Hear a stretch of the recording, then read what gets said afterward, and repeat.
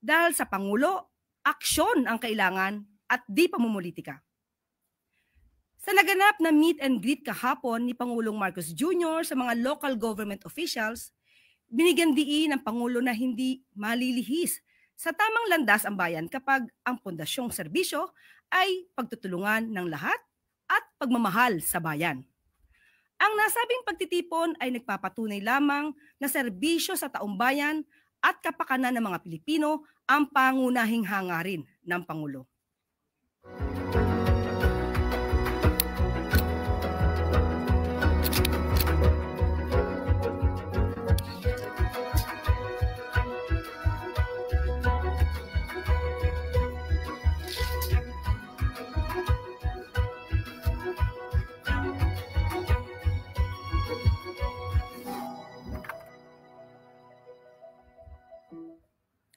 Transparency and accountability isinusulong sa gobyerno. Pinuri ni Budget Secretary Nina Pangandaman ang hakbang ng DILG na pagtibayin ang open and participatory governance sa mga LGU sa pamamagitan ng kanilang nilabas na Memorandum Circular Number 25 or 2025-065. Nilalayon ng nasabing memorandum na palakasin ang epekto ng open governance values sa mga LGU at maging ehemplo sila sa pagsusulong ng mga reforma na ikabubuti ng kanilang komunidad. Ayon sa kalihim, mahalaga ang kooperasyon ng mga LGU dahil sila ang mismong makakahikayat sa kanilang mga nasasakupan na makilahok sa mga programa ng gobyerno at makamit ang ninanais na pagbabago. Dagdag pa ng kalihim, isa itong hakbang upang masiguro na lahat ng serbisyo ng pamahalaan ay makakarating sa mga mamamayan, sa city o barangay level man. Mas mabilis, mas maayos, at mas kapaki-pakinabang na serbisyo para sa mga Pilipino. Ito ang gustong makita ni Pangulong Ferdinand R. Marcos Jr. sa lahat ng level ng gobyerno.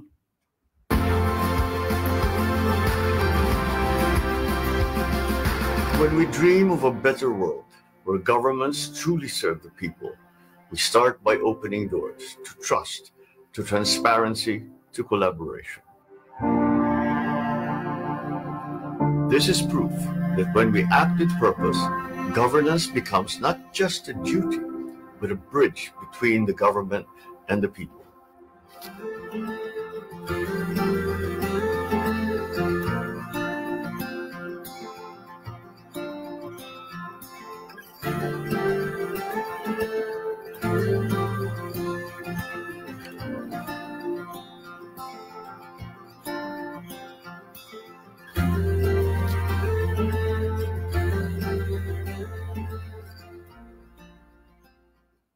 Ngayong umaga ay makakasama natin si Migrant Workers Secretary Hans Leo Cacdac upang magbigay ng update sa mga Pilipinong tripulante na naipit sa gulo sa Red Sea. Magandang umaga, Secretary Hans. Salamat, Yusek, and it's good to be here po. Unang-una, ang update natin is, of course, yung standing directive ng ating mahal na Pangulo na gawin ng lahat para magbigyan ng ganap na proteksyon ang ating mga OFWs at lalo ng ating mga marinong Pilipino at ang kanilang mga pamilya.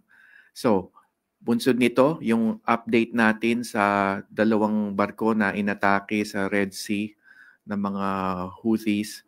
At yung una ay nung linggo, inatake yung MV Magic Seas. At ligtas ang 17 tripulante ng MV Magic Seas at they are slated to come home tomorrow, July 11. So we can just provide yung necessary flight details nito kung gusto ninyong at least ma-update dito sa kanilang pag-uwi sa airport. Pangalawa, and then of course, we will provide the necessary, as directed by the President, the necessary whole of government assistance sa mga nanumbalik na tripulante ng MV Magic Seas.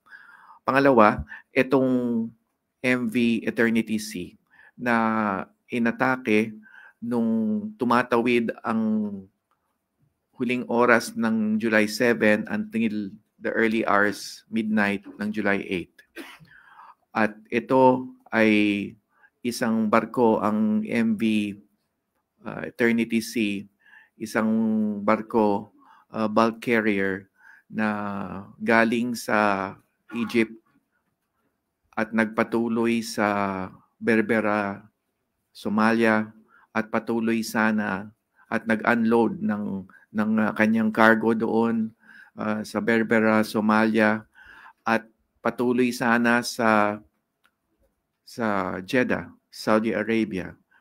At papunta sa Jeddah, Saudi Arabia, sa bandang kanluran ng Hodeidah, Yemen, 50 nautical miles, ay nagkaroon ng attack ang mga Houthi forces doon sa barko. Reported na may mga iba't ibang armas, merong missile na tumama sa barko, merong mga rocket-propelled grenades na hawak ang mga Houthis, at may mga skiffs, nakasakay sila sa mga skiffs o mga maliliit na barko, at pinaligiran yung MV Eternity Sea. Kahapon ng umaga ay nagkaroon tayo ng pagpupulong together with the families, kasi ang number 1 directive ng Pangulo sa DMW ay gawin ng lahat para mabigyan ng tulong, proteksyon, take care of the families, ang sabi ng ating Pangulo.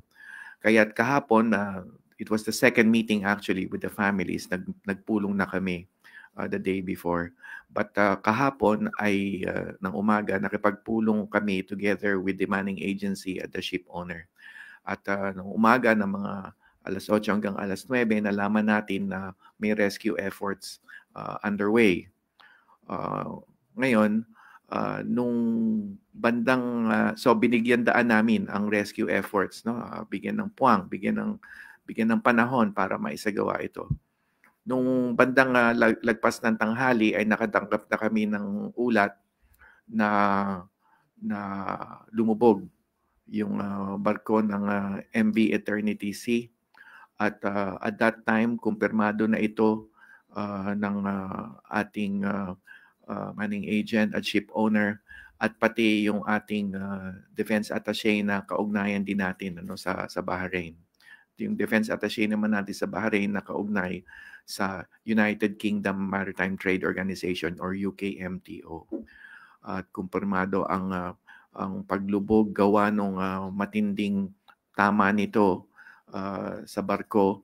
Tinamaan ang engine room at ang bridge at ang communications ng barko, kaya nahirapan talaga tayo. Walang komunikasyon with the crew on board throughout this time, no? Throughout the time na nandun sila, nalaman natin na inatake sila until ito nga yung rescue mission ay sinagawa. At ang nadatnan ng rescue team doon ay merong 5 tripulante in the water, kaya't sila ay naligtas. Ngayon, ang MV Eternity Sea has 22 seafarers, 21 Filipino seafarers with the captain, no? So 21 lahat, ang kapitan ay Pinoy, at yung isa ay foreign national. So 22. Ngayon, with the rescue of the 5 ay 16. 16 sa ngayon, ang inaantabayanan pa rin natin kung anong kinaratnan. Meron pa ring search operation as far as we know, at patuloy ang paghahanap sa kanila. Bukod sa 5, merong isang nahanap na Indian Armed Guard. So 6, 5 Filipino seafarers and 1 Indian Armed Guard. At yung 5 na sagip na tripulante ay papunta ngayon sa isang destinasyon na hindi ko babanggitin for security reasons. Hindi ko rin babanggitin kung paano sila makakarating doon at gaano katagal. Again, for security reasons, pagpasensyahan nyo na. But rest assured, once there will be an opportunity to get in touch with them, we will, of course, do all we can to provide the necessary assistance, and starting with medical and physical and mental health assistance that we could provide to them.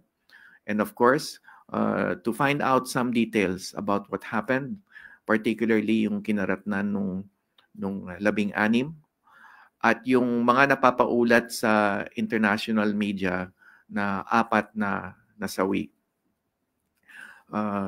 Sa ngayon, meron kaming impormasyon ng 3 nasawi through the UK MTO. Pero again, this too is subject to confirmation. Kaya't mahalagang makausap namin ang mga 5 tripulante, pero syempre bibigyan pa natin na sila ng espasyo o puwang, no? Ayaw naman natin silang madaliin o biglang questionin ng mga detalye. So when they arrive at their destination,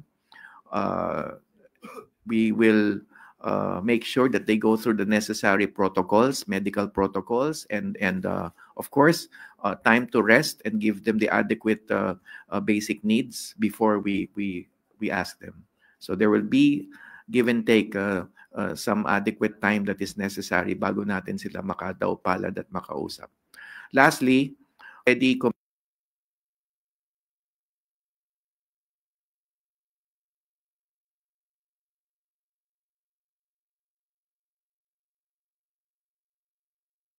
commenced our personal visits to the families. We know them to the extent that we know their personal circumstances, and we have engaged them in communications. And as of last night, we have started our personal visits to each of the families and have assured them of the President's directive to take care of them at gawin ng lahat hanggang sa makakatulong kami ng ganap sa kanila. So that's it. Thank you, Secretary Hans. We can now take questions. Tristan Nodalo, Newswatch Plus. Hi, sir. Good morning po. Sir, yung bali po sa 5 yung na-rescue, 16 yung unaccounted for, pero 3 po, may reported na 3 na fatality. Pero hindi pa po. Kino-confirm pa natin ito. It is just the information that we know from the UK MTO through our defense attaché. Sino, sir, ang nakikipagtulungan sa Pilipinas, or at least have we tapped any other country to help us in the search and rescue operations dito po sa mga seafarer? Sa ngayon, ang nagsasagawa ng rescue operations is the Maritime Security Team that had been engaged by the ship owner. Of course, we know that we have tapped the UK MTO and other international naval forces to help us monitor the situation. Last na lang po on my part. May liability din po ba tayong tinitignan doon sa ship owner? Kasi alam ko may memorandum na rin po ang DMW na wag sana nga bumiyahe na sa Red Sea. Yes, we're not happy, of course, with the way things turned out in terms of pinabiyahe yung mga tripulante sa high-risk zone. Currently, suspendido ang Licensed Manning Agency at ang principal nito bilang paunang pagpataw natin ng regulatory measure, but there will be an investigation to take place. Napakahigpit ng ating regulatory requirements, reportorial requirements prior to boarding any Filipino seafarer to any ship that will traverse the Red Sea or Gulf of Aden.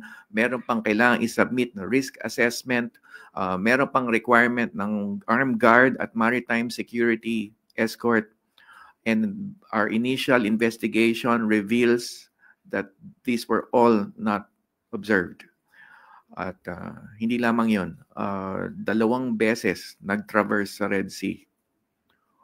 Kasi kung titrace mo yung rota niya ng Egypt to Somalia, that's one, okay? That's one turn or one crossing across the Red Sea. And then bumalik ng Jeddah, so a second one. So at least 2 counts of violations of our rules and regulations. But again, the most important thing at this stage would be the rescue of our seafarers, and this must be undertaken immediately, as soon as possible. Lay Pardilla, People's Television. Good morning po, Secretary. Secretary, aside from the suspension, what other sanctions could the vessel owner may face po? Well, we will get to the point where we will consider other possible legal action. Of course, what I've been referring to are the administrative cases, administrative remedies that we have. But of course, we will look at other types of remedies that are available, civil and criminal remedies. But again, that will be saved for another day. Sa ngayon, mamarapatin muna nating bigyan ng puwang o espasyo yung pagligtas sa ating mga tripulante. Sir, one last follow-up. Based po on the initial information, kumusta po yung kalusugan, health condition ng 5, and when does the government plan to bring them home? Yeah, tinanong namin ito kahapon dun sa aming sa ship owner na at dun sa maritime security firm. At ang sagot nila, they are in good condition. None of them have serious physical injury or illness. Of course, it's safe to say they may have some physical stress with what they went through. But anyway, as I said, there will be medical protocols, no, that will be given to them. Kaya nga sabi ko kanina, medyo wag natin madaliin yung panahon na tatanungin pa natin sila kasi 'di ba kung ano nangyari. Wag natin madaliin masyado yung part na yon kasi once they are given the proper treatment on shore, then there will be protocols that will have to be. Let's give them time and space with the protocols that have to be undertaken. Maricel Halili, News 5. Sir, magandang umaga po. Just one quick follow-up lang, sir. Ano po yung nakarating sa inyo na information about the chances of survival doon sa mga hinahanap pa ng mga tripulanteng Pinoy considering the challenges dun sa rescue efforts? Well, we are fully aware of the at least 2 statements that have come out. The first, of course, is the Houthi statement that they have several, quote unquote, of the Eternity Sea crew. And second is the statement of the United States that they denounced this particular action of taking in the crew and as a kidnapping action.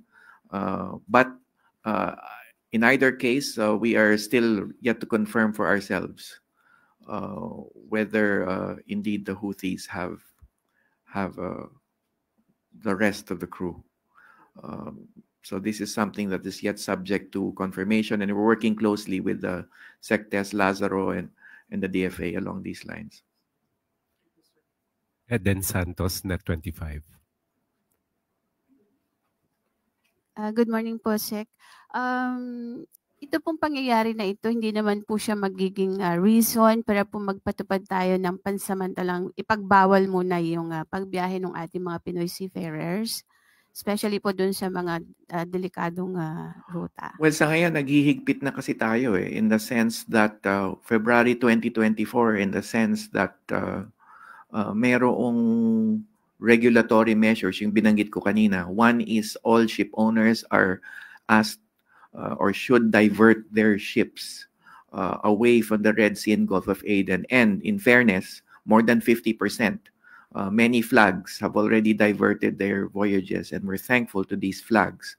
However, there are those who still choose to traverse the Red Sea and Gulf of Aden. And minsan kasi ang nature ng seafaring is maaring pag-alis sa Pilipinas ng tripulante, hindi Red Sea ang pupuntahan. But it may happen that their port of call is let's say their voyage is let's say less than 2 or 3 months, still within a 9-month contract. And dun, after the 2 or 3 months, in another port of call, malalaman nilang pupunta pala ng Red Sea. So sa sitwasyon na ganito, again, reportorial requirement, risk assessments, i-report dapat ng ship owner at ng manning agent na may ganun silang isasakay na mga tripulante papuntang Red Sea. Risk assessment reports, evaluations that they need to submit, armed guards on board, maritime escorts on board. We are so strict in terms of compliance with these requirements, kaya yun pa rin talaga ang pinangahawakan natin ngayon. And of course, yung right to refuse sailing. If there is a freedom to navigate on the part of ship owners, there is a corresponding right to refuse sailing on the part of seafarers. Sa DMW, pinadali na natin. Nag-issue tayo ng department order. Pinadali na natin yung exercise ng right na yan. One is in writing, may form, downloadable, dapat ibigay ng mga manning agencies sa mga tripulante. Kung hindi ibigay, offense yun. Second is verbal. Pwedeng may mga hotlines na nakaprescribe dun sa department order. Tatawag lang yung mga tripulante natin or email. Pwede nilang gawin ito on their own without going through the manning agent kasi nga baka may konting takot sila. And then when they exercise the right to refuse sailing, they are entitled 2 months compensation and free repatriation and no discrimination. Sabihin, hindi sila mamamarkahan o ma-blacklist o ano paman. And in fact, we know of cases, higit kumulang mga 300 ang nag-exercise ng right to refuse sailing sa nakaraan. And we know for sure na hindi sila naba-blacklist o nadi-discriminate. Ibig sabihin, nare-reassign sila sa ibang lugar. A quick follow-up lang po. Were you informed po ang DMW na dadaan pala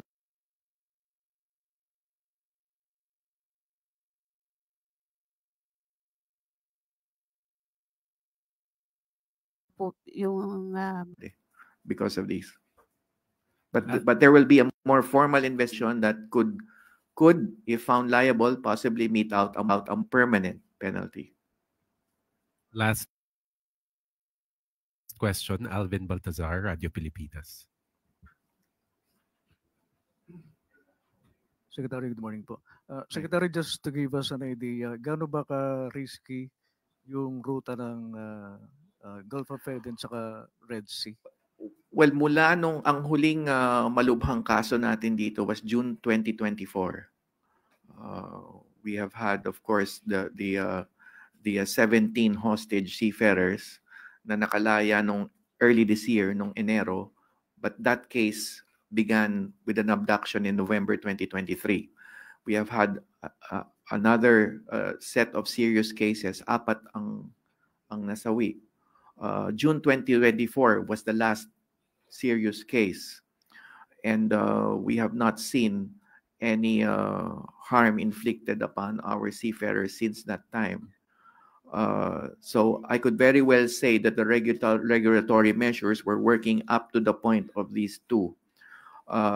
We have observed na we are at least seeking the help of political and security experts, DFA and the DND, as to analyze or tell us kung gaano kaiba o kalabha itong bagong metodo ng pag-atake. Of course, we know na may mga skiffs, may mga RPGs, may ballistic missiles, but we want to know the intensity and the tenor of the Houthi side with respect to these particular attacks. The reason why I'm bringing this out is because magiging related yan sa pagpataw natin ng mas mahigpit pang measures. So we will have to discuss this over with DFA and DND. Secretary, one last question on my part.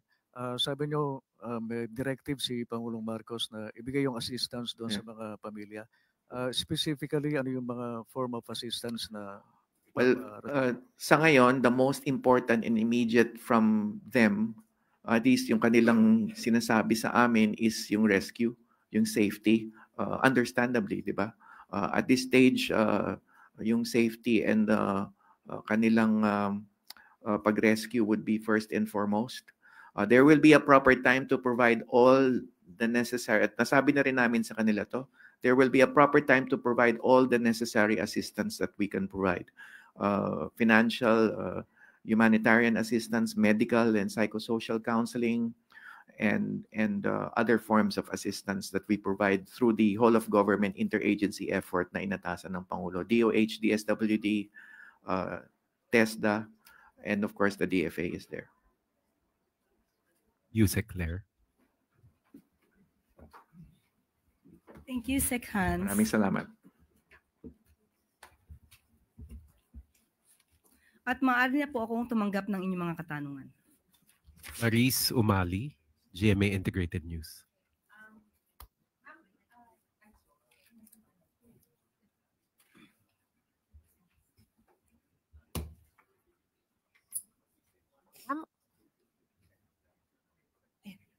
Mike. Teka lang po. Okay. Okay, bago po tayo mag-start, okay, makakasama rin po natin si Secretary Frederick Go para sa ibang mga usapin patungkol sa US tariff. Good morning. Good morning. Sec Go. Good morning. Hi. Hi, good morning. Good morning, everyone. we are in receipt of the United States' latest reciprocal tariff for the Philippines. We are concerned that the U.S. has decided to impose a 20% tariff on Philippine exports. The fact remains, however, that the 20% rate is the second lowest among all reciprocal tariffs that the U.S. has imposed on the region, the lowest being the 10% of Singapore. But more importantly than all of this, we remain committed to continuing negotiations with the United States in good faith to pursue a bilateral comprehensive economic agreement, or, if possible, an FTA. So myself, together with DTI Secretary Chris Roque and Undersecretary Perry Rodolfo and Undersecretary Alan Hepty, will be flying to the United States next week. This is actually a scheduled trip to the United States even before today's announcement, no? So there will be meetings next week amongst the trade representatives ng Amerika po at ng Pilipinas. And lastly, I just wanted to say that, of course, the economic team, the DTI, will continue to advance key economic reforms to sustain a competitive and investor-friendly business environment, and to try to build more trade relationships with other countries all over the world to create more market opportunities for our business enterprises dito po sa Pilipinas. Thank you. Thank you, Secretary Go. Sam Medinilla, Business Mirror. Hello. Good morning, sir. Sir, tatanong lang po namin kung yung po bang 20% tariff will cover all imported Filipino goods sa US, or meron pa rin pong magiging exemption? Magiging blanket po ba yung 20% tariff? The normal interpretation of the reciprocal tariffs is ano po to, buong bansa po to.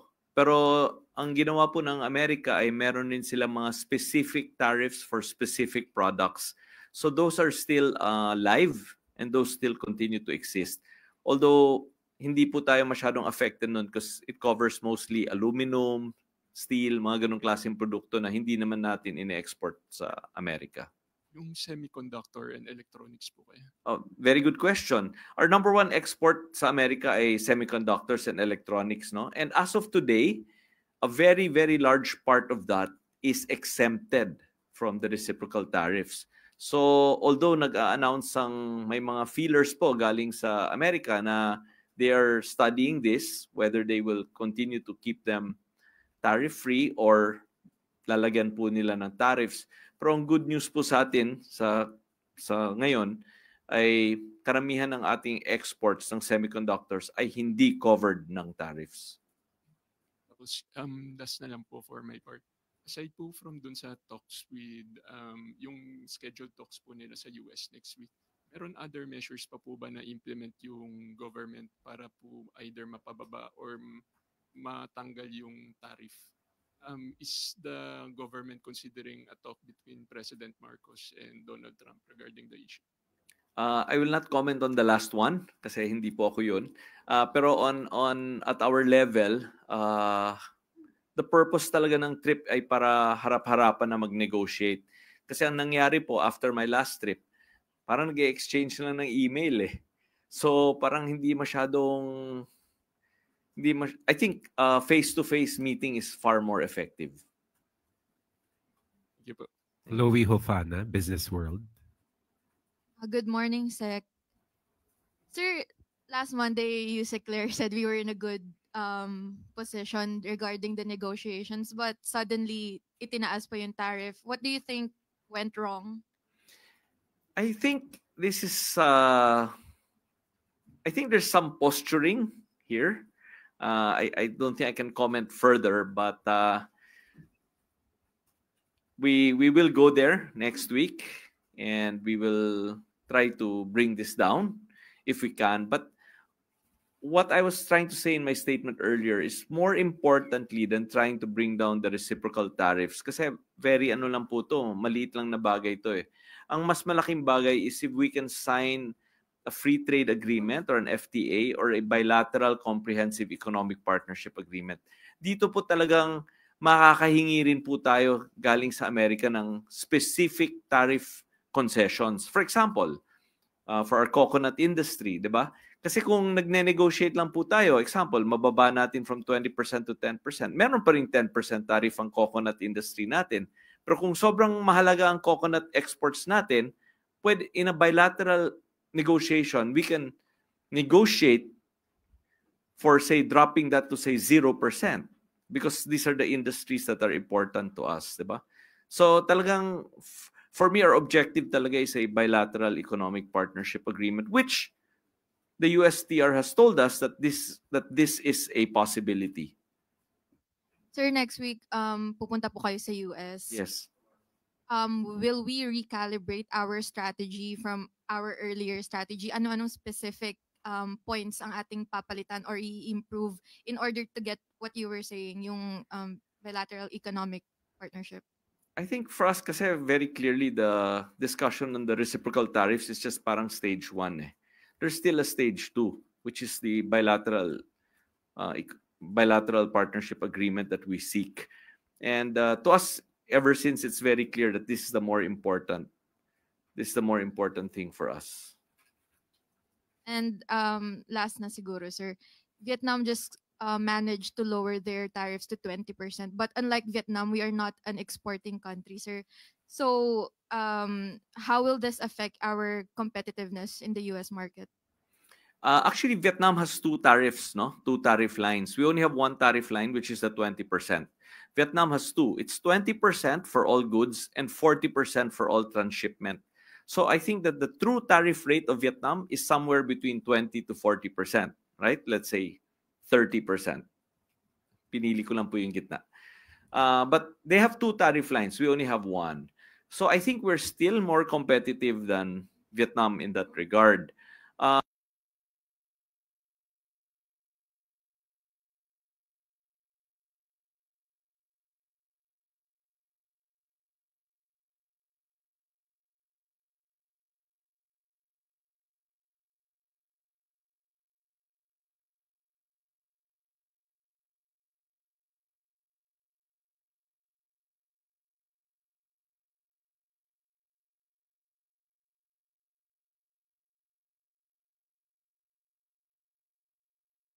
But you have to also note, in 60% and 40%, they gave 0% on everything. Hindi naman yata natin pwedeng gawin yun.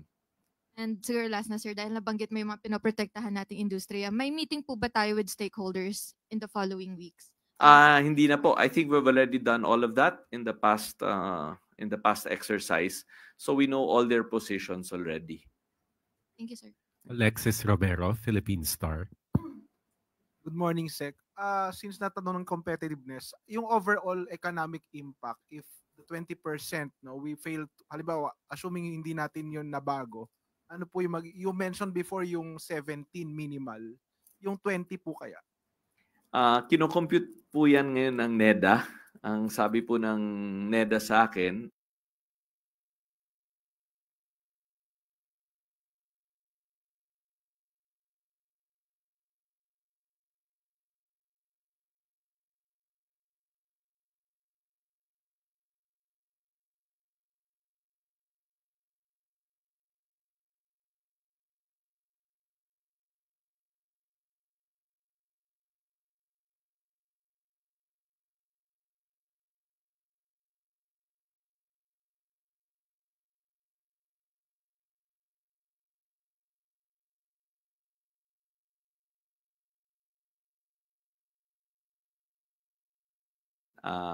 they will try to come out with that number before the end of the day. So when we go there, we will offer for the reciprocal tariff. And sana, hopefully, we can go into the stage 2 discussion of the bilateral agreement. Pero ang primary objective ay yung stage 1 pa rin. Salamat po. Last two questions. Maris Umali, GMA Integrated News. Hi, sir. Good noon.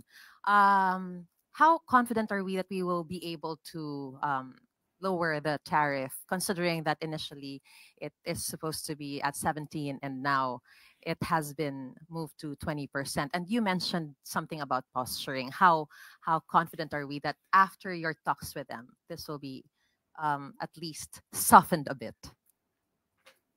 Very difficult for me to answer that question, Paul. We'll do our best. Sir, can you just enlighten us about what exactly are the products covered by this 20%? You mentioned that at least one of the top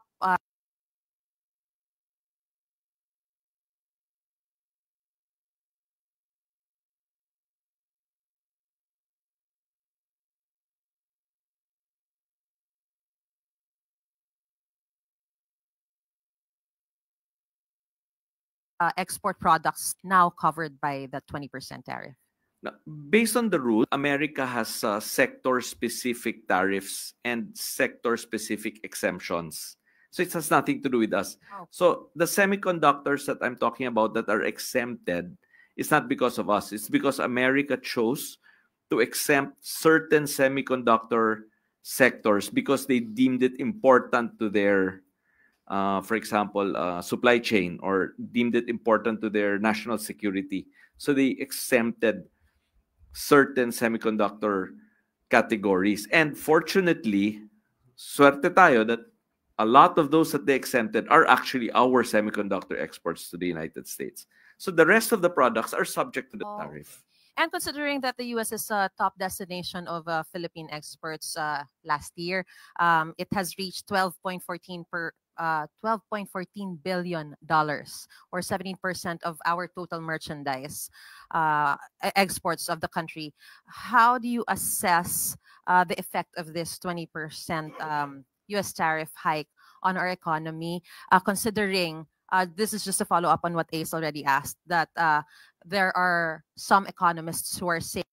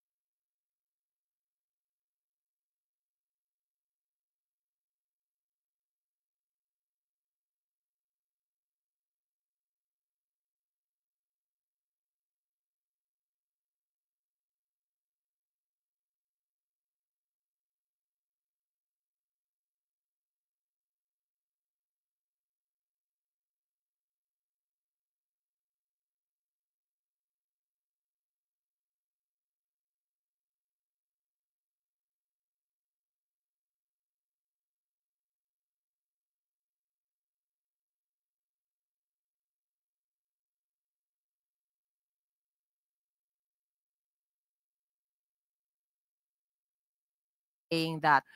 Second, to your second point, that was part of my opening statement, that I said that the Philippines remains steadfast in advancing key economic reforms to sustain a competitive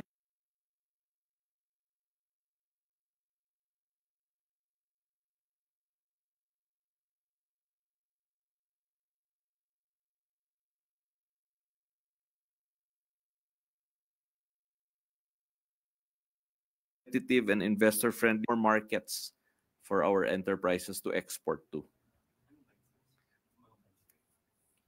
As you know, we just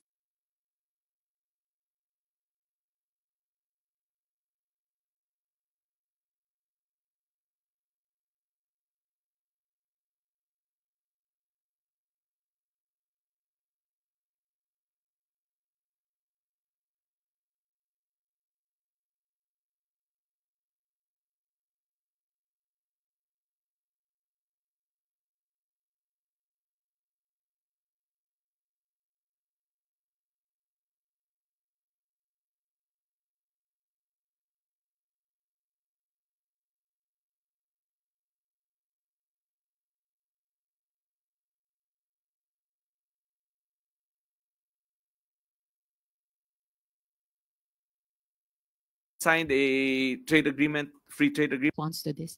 I also have two answers to you. I don't know if you saw it, but I have a copy of the letter to President Prabowo of Indonesia. I also have a copy of the of Malaysia and a copy of our letter to us. Template po ito. So I would just recommend that if you look at the letter, don't take anything too personally. The letter looks 99% identical. Ang pinalitan lang nila yung tariff rate, no? So ano lang yan, template lang po yan. So pwede nyo naman hanapin sa news. May kita nyo templated yung reply. As a matter of fact, nauna kasi sila Indonesia at Malaysia, 'di ba? Parang 2 days ago. So may kopya na tayo noon. Napakita ko na po yan kay Pangulo at nakita po na po ng Pangulo natin yung letter ni Lawa kay Prabowo at kay Anwar, kila President and Prime Minister, no? So templated lang po yan. Yeah. Pero sir, do we plan to impose retaliatory tariffs? I'm not aware of any such discussions.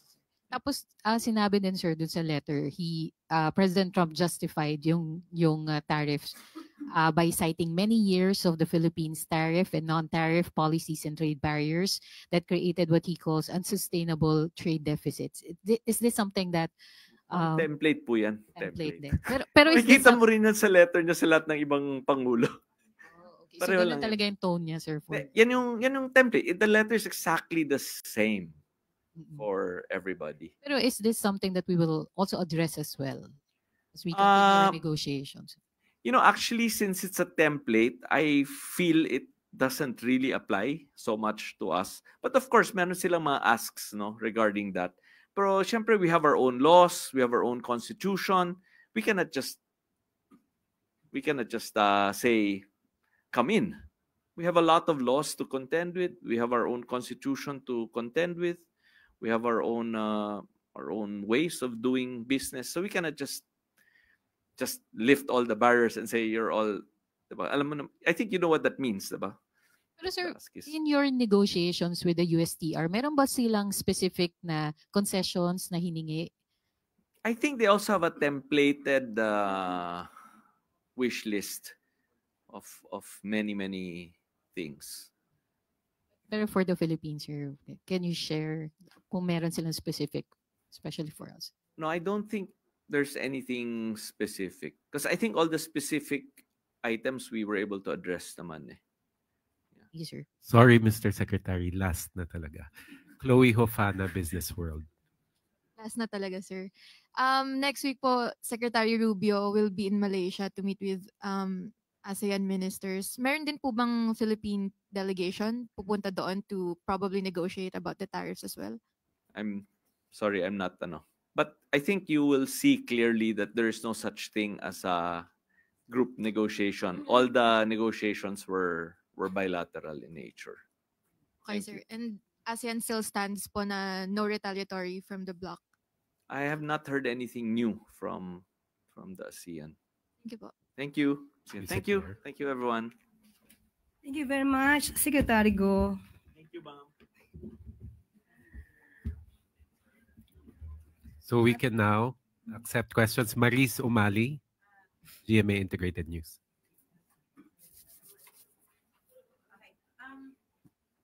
Ma'am, may we just get the reaction of the palace with regards to the call of Vice President Sara Duterte for former Senate witness Michael Murillo to formally file charges, especially after his serious allegations that where he said that he was just influenced to testify against the vice president, against the former president Rodrigo Duterte and Pastor Apollo Quiboloy. And part of these allegations is where he mentioned that there are fake witnesses to testify against the former president at the International Criminal Court. Do you think this has to be investigated? If there will be a complaint filed by Michael Murillo, it is better for him to file charges if there are issues regarding alleged fake witnesses. Because through a case, through a trial, and through a cross-examination, we will know the truth. And tulad na sinabi natin, ang trial, importante para malaman ang katotohanan kung may anomalya ba. Hindi dapat nadidismiss isang kaso lamang through technicalities. So mas maganda makapag-file ng case si Michael Murillo para malaman kung siya ba nagsasabi ng totoo o hindi. Considering the gravity of his allegations, do you think this warrants an investigation, ma'am? If he will file a case. Okay. If this Michael Murillo will not file any case, so there's no issue. Mm-hmm. And one last, ma'am, you think this will have any implication at the ongoing case at the ICC? We don't have any hand on the case pending before the ICC. So bahala na po sila doon. All right. Thank you, ma'am. Alvin Baltazar, Radio Pilipinas. Good morning po. Survey conducted by Publicis Asia Survey. They conducted a survey from June 27 to 30. It says that approval rating of the president increased to 35% in the second quarter. Anong reaction dito ng Palas? Kung tumaas po ang approval rating ng Pangulo, maganda pong balita yan. Pero katulad na po na sinabi natin, hindi po tayo dapat nagre-rely lamang sa mga survey. Good news, bad news, kung ito man ay tumaas o bumaba ang approval rating ng Pangulo. Bakit? Dahil ang nais lamang po ng Pangulo ay magtrabaho. Hindi siya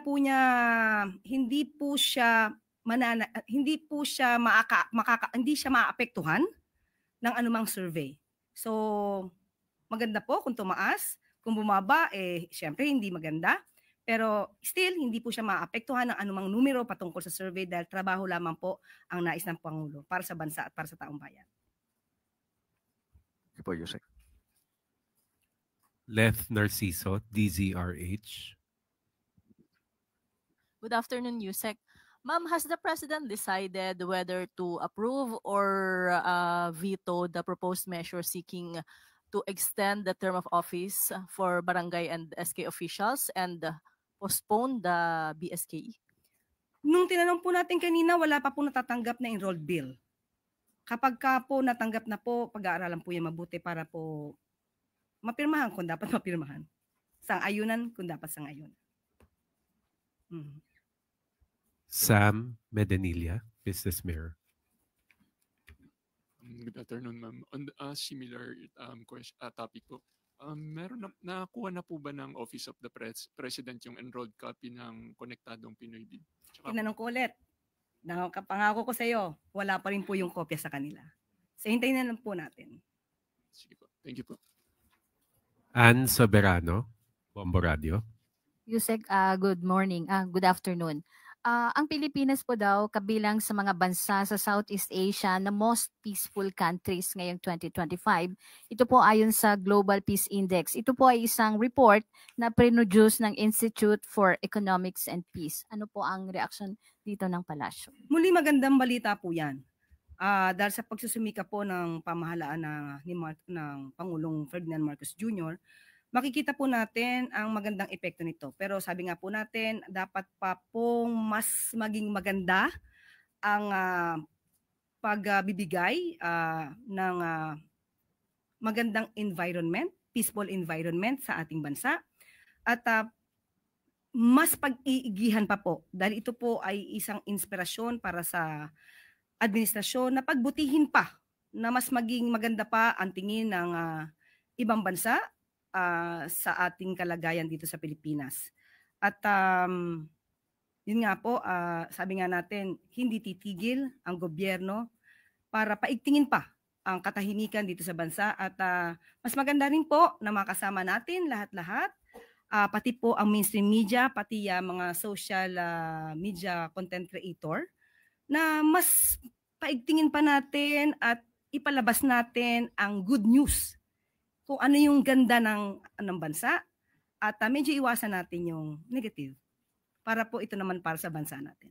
Yun lang po.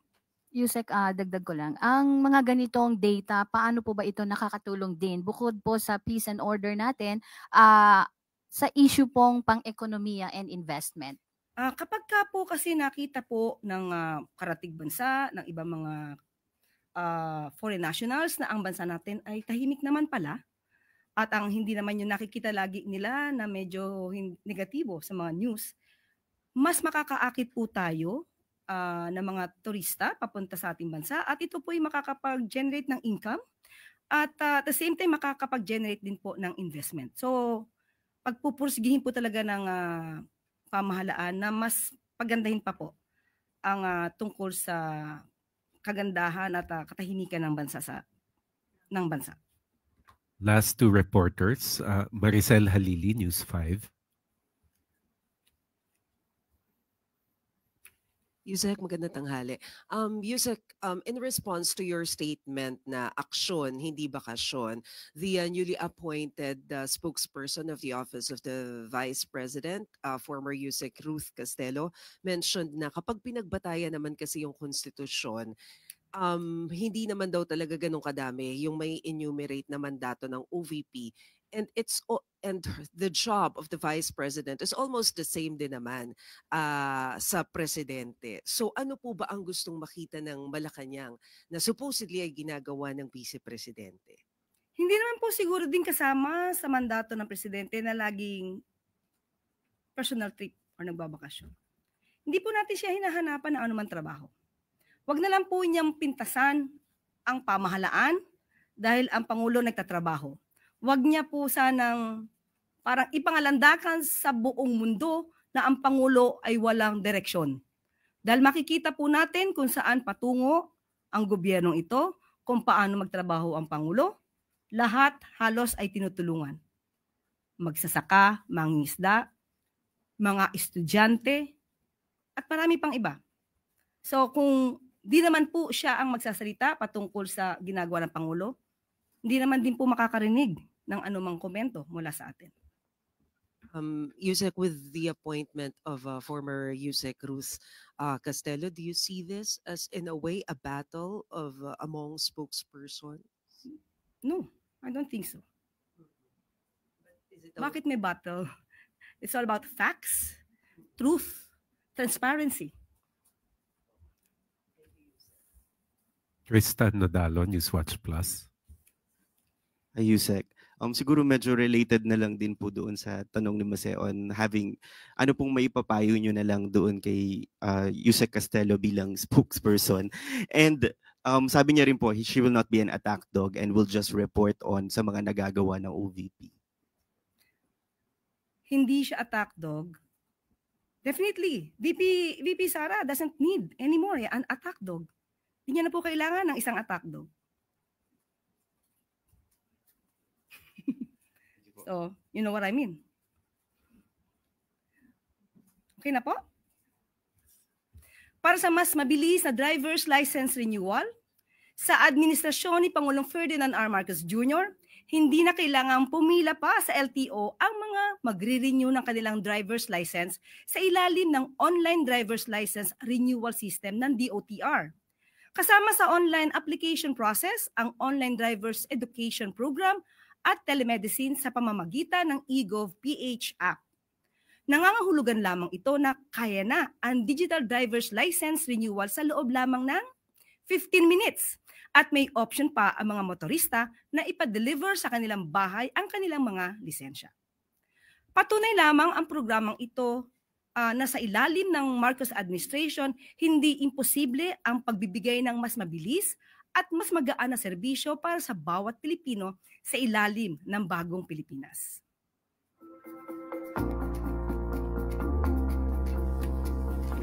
Nating iwasan yung mga paulit-ulit na requisitos, paulit-ulit na steps na minsan nagiging sanhi din ng korupsyon.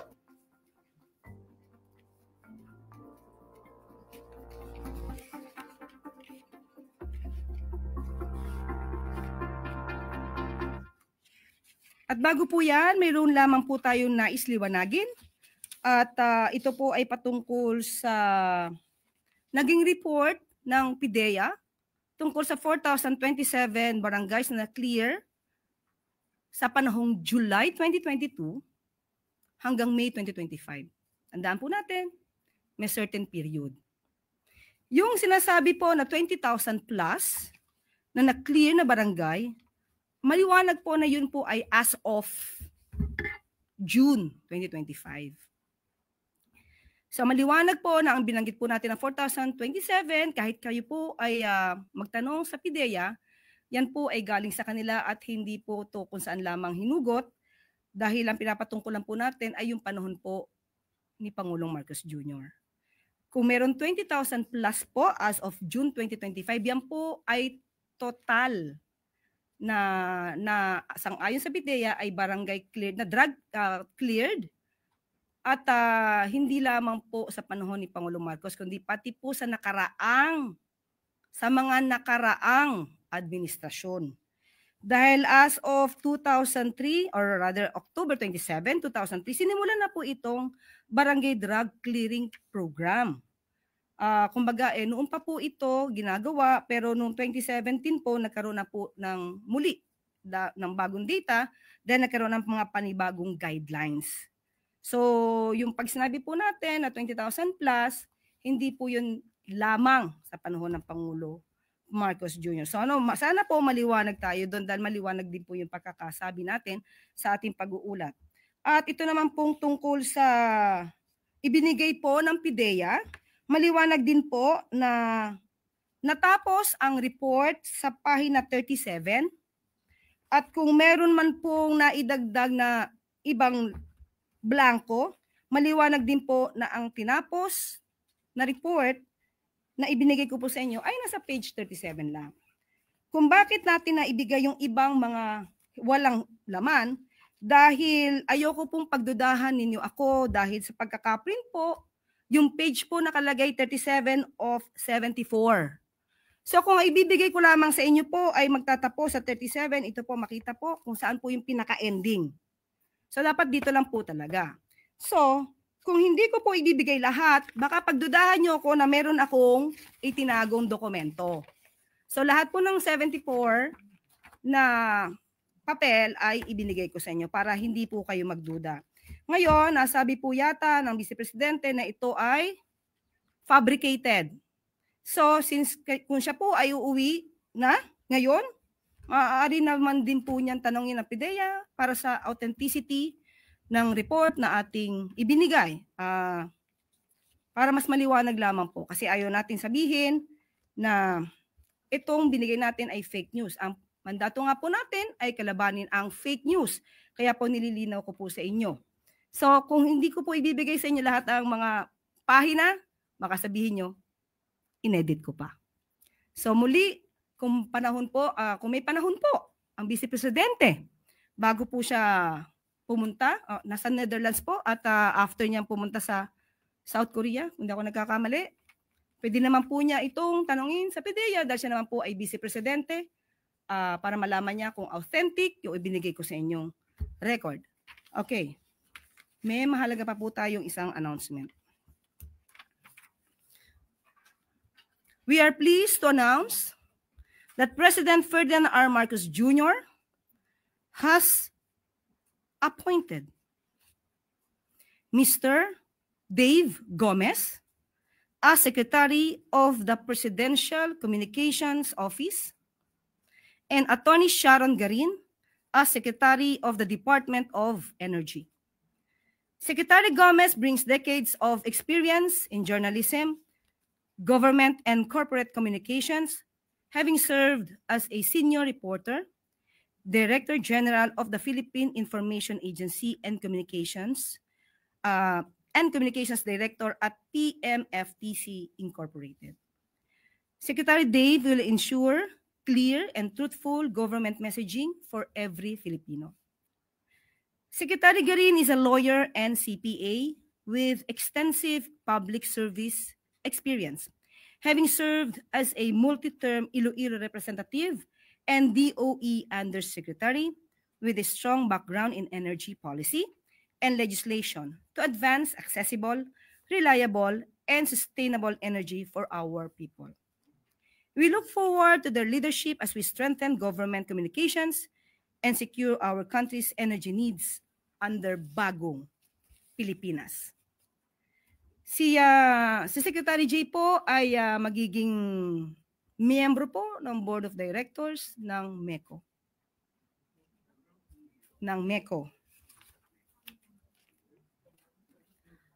At dito na po nagtatapos ang ating press briefing. Magandang araw para sa bagong Pilipinas.